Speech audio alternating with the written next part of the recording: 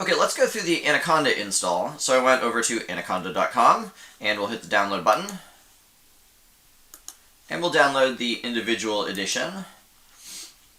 And we'll download the one for Python 3.7 because Python 2.7 is going to be discontinued very soon. And here we go. And now I'll go ahead and run it from my downloads folder. Click Next. Agree to the license agreement. I'm going to install it for all users.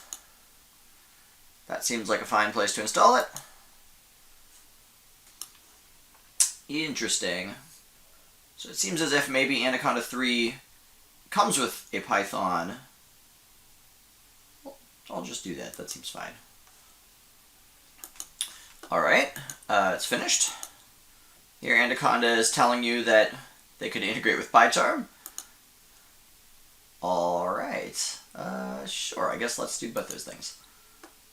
So it's going to open up some pages to tell you more information. This does seem like useful information to know about, so it might be worthwhile reading the Anaconda Quick Start Guide.